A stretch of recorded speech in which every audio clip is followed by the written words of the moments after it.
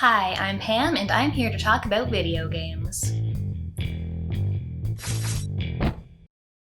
Vampire the Masquerade Bloodlines is one of my favorite games ever, and I consider it to be one of the best role-playing games ever made. So when a sequel was announced way back in March of 2019, I was very excited. And look at this eager, naive young thing. And I was so excited. As soon as they started the trailer, as soon as that World of Darkness logo showed up, I just burst into tears because I'm a big old baby. Yeah, I don't want to hype myself up and be disappointed, but I am pretty optimistic based on who I've seen is working on the game. I'm so excited. Please give me the vampire romance. Delicious. Over more than 6 years, the original concept changed, the developer changed, Brian Mitsoda, who wrote much of the original, was removed from the project. It was a tumultuous development. And somewhere along the line, the people making Bloodlines 2 forgot that this was supposed to be a role-playing game. But I'm not interested in speculating about the game that could have been. Let's just talk about the game I actually got to play. Choleric with just a hint of melancholy. Vampire the Masquerade Bloodlines 2 was developed by the Chinese Room and released for PC, PlayStation, and Xbox on October 21st, 2025. I played and recorded this on an Xbox Series X, and I purchased the game myself. I guess they lost my email. Rather than playing a newly turned vampire as you did in the first game, you are playing an elder vampire. You are the Nomad. You're hundreds of years old and a bit of a legend, known by most other vampires. You've just awoken from a century-long torpor, which gives a narrative reason to not know much about the world around you and have it explained to you in conversations. Perhaps the long sleep also provides an explanation for choosing to call themselves Fire. Fire has a voice in their head. Fabian, a Malkavian, old-school detective type, is around to give you the skinny on things, help you puzzle things out, as well as bring up memories of his past. Fire also has a mark on their hand, something which seems to be stifling their powers, and they want to know who put it there and how to get rid of it. The game takes place in Seattle at Christmas time, which does provide for some festive environments to explore. Bloodlines 2 is sadly not a role-playing game. If you want a worthy successor to the first, a game where you can mold and develop a character, where your clan matters, where you get to learn to live with vampirism as both a dark gift and a curse, this is not the game you're looking for. It tries, a little. It postures as a game with role-playing elements, but each attempt results only in disappointment, and a reminder of how the game is failing to live up to the original. Character creation, if you can call it that, is an anemic process. You can be a man, or you can be a woman. They don't even look that different. After this choice, you get a short introduction to the game, which mostly serves to introduce you to Fabian and the game's stealth and combat. After this tutorial is done, you get a second round of character choice, where you pick one of 6 different clan options and basic appearance, one of 6 hairstyles, hair color, eyes. You get new outfits as you progress, which you only see in dialogue scenes since this is a first-person game. I chose a Tremere to play as they are obsessed with knowledge and the occult, and they can boil people's blood. My clan choice had very little impact on my game. Occasionally in conversation, someone would say, "Oh, you're a Tremere," and then we'd move along. This game has no character sheet. You don't have stats like strength or intelligence. You don't use tactics like seduction or intimidation in conversation. No hacking, no lockpicking, no deciding to put points into brawl versus firearms. There's no inventory, no weapons you can hold onto, no in-game economy with shops or things to buy. You do gain experience, level up, and get skill points. Those skill points are 100% dedicated to combat abilities. So let's meet this game where it is and talk about the combat. I hate the combat. First-person punching is not my idea of a good time. I'm not a fucking brouhaha. I know no one would call the combat in Bloodlines 1 good, but at least in the first half of the game, before the story to combat scale started sliding in the wrong direction, I liked it. I had a blast running around in third person, beating people to death with a severed arm, feeding when I could, and causing people's blood to boil or go into hysterics. But this, right from the start, is not fun. Punch, dodge, using right bumper as your main attack, ugh. You're an elder vampire, but your melee abilities feel weak. You can block or parry with an unnecessarily complicated combination of inputs which are never well described. And as a Tremere, things were even worse. My attack animation was just so uncool. Nothing makes you feel more like a powerful elder vampire than smacking people with finger gun attacks. There's no locking onto enemies, making them hard to track and hard to hit, especially when there's a bunch of them. Your discipline abilities are more fun, but are still a mixed bag. I could boil people's blood, doing damage over time. I always love that. Later on, I got blood daggers I could throw at range, which was neat.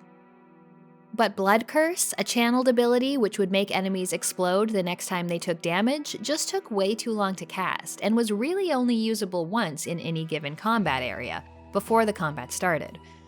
You can also use telekinesis to pick up objects, throwing knives or shooting guns until they run out of ammo.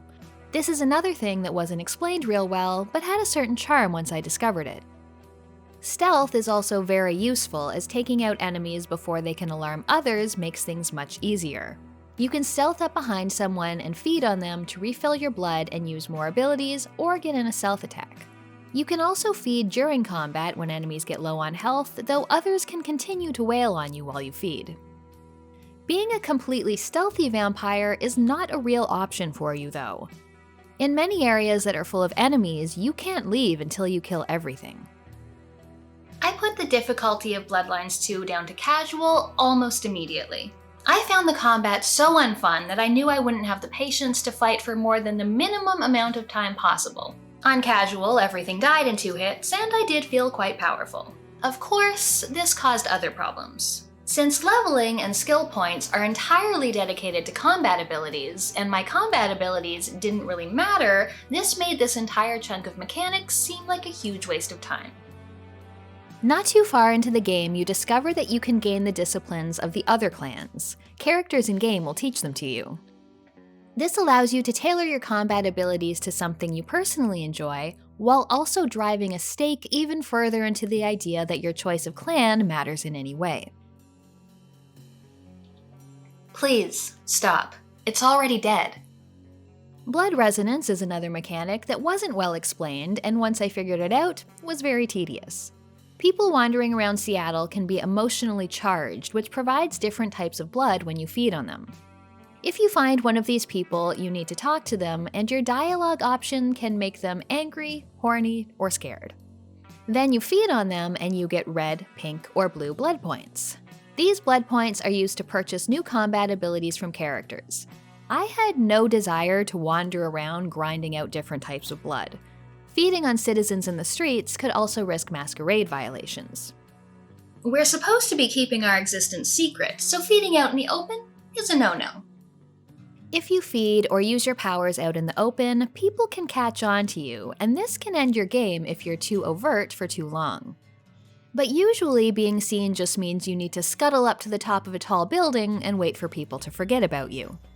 An easy fix, but a time-consuming one. Fire does feel quite powerful when it comes to traversal abilities. She can climb walls, double jump, glide through the air, and run ultra fast, but it rarely feels worth it when you're out in the open world.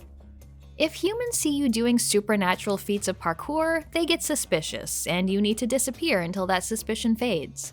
I mostly found myself just running through the streets rather than having to deal with that. So we've established that Bloodlines 2 is not an RPG, it's a lousy action brawler, but what about the story? As a narrative adventure, it's a mixed bag. I think the writing in the game is mostly decent. Conversations can be interesting, and there are some intriguing scenarios dealing with things like pregnant vampires or vampire art. The world is well set up, letting you know about the Camarilla and the Anarchs, the current tensions in the city, without ever letting the characters drone on for too long in exposition. But compared to the first game, the characters and writing lack a certain bite. I want danger. I want drama. I want sex. A lot of the characters are just a little dull. They lack a flair for the dramatic.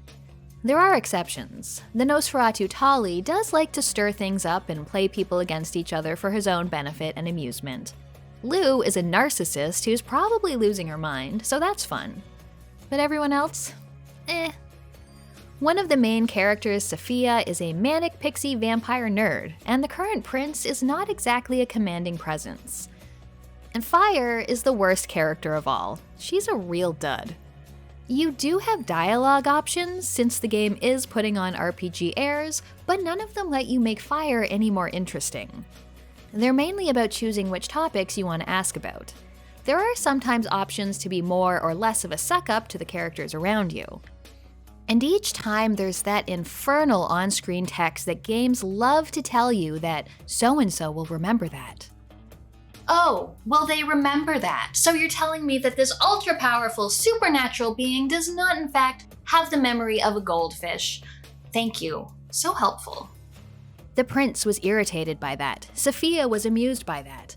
But it doesn't matter. There's no way of tracking your relationships with anyone, and nothing seems to make a difference in the long run. There are only a couple decisions in the game that do make a difference, and it's almost entirely in what the blocks of text you see at the end of the game say about how things ended up. And Fire, despite being the nomad and a powerful elder vampire, ends up being little more than an errand girl for the other vampires in the game. She takes on the position of sheriff, which means doing the bidding of the prince and anyone else who has chores for her. So many quests involve running from point A to point B, talking to someone, then running back again. Side quests include such exciting activities as dumpster diving, cleaning graffiti off buildings, and delivering parcels. Whose vampire fantasy is this? The characters giving you the side quests are the same ones that can teach you new clan disciplines and are also your romance options in the game. This game technically has more sex in it than Bloodlines 1, but it is not at all sexy. Usually when I find out a game has romance in it, I will try to fuck everything. But the initial flirts were so embarrassing that I stopped flirting entirely. You interest me. In a you want to trace the contours of my face kind of way? Or in a you get chills when you contemplate the depth of my vision kind of way? Both. Oh, you mean you want a bone? Maybe. I don't know though. I need to do some visualization. You interest me. Plus, the grungy Seattleite look just doesn't do much for me. Call me old-fashioned, but I think the only thing that should be piercing flesh is fangs. So, I said the narrative adventure was a mixed bag, and so far I've been pretty negative about that. But there is one part that I really like, and that is playing as Fabian. Fabian, your Malkavian pal who you share a brain space with, takes over while you rest during the day. You experience his memories from years past, where he is hobnobbing with the vampire elite and investigating a serial killer who seems to have made a reappearance in the present. I really enjoy this part of the game. It's a good vampire detective mystery. It uses the World of Darkness setting well. The characters you're talking to and what you're talking about are just more interesting than they are during Fire's time in the driver's seat. There's also no terrible combat to distract from things. What I really love, though, is how they handle Fabian being a Malkavian. Malkavians have the gift of insight, and they're lunatics. At first I wasn't sure about Fabian. He seemed pretty reasonable, sane even, but then he starts using his disciplines. Unlike Fire, who only uses disciplines for combat, Fabian uses his to get information. He can use Mask of 1,000 Faces to appear as someone else so you can get information a character wouldn't usually share with you. It's a little bit of a puzzle to figure out who you're appearing as and stay in character during the course of a conversation. My favorite ability is Spirit Touch, which lets you gather information from inanimate objects. When you use this on an object, you have a conversation with it, with Fabian providing the voice for the object. I laughed pretty hard when I figured out what was happening with this ability, and really enjoyed the conversations that Fabian had with himself. Any clues for me? I'm kinda stumped. Meow, meow, meow, meow, meow, meow, meow. Well, that is illuminating. Now don't get me wrong, these parts of the game are still not an RPG, they're not an immersive sim, there's only one correct way to do things. But these are the parts of the game where the writing and the world building excelled. But because this game always manages to get in its own way, these sections are hindered by taking place in the open world. I don't find the open world adds much in Fire's section, but at least she has fun movement. Fabian can't even hop over a small curb. He's frequently tasked with traveling across the city to talk to someone or fetch something, then come right back. The travel not only adds nothing, as there's nothing else for him to do, it actively drags these sections out and makes them way more tedious than they need to be.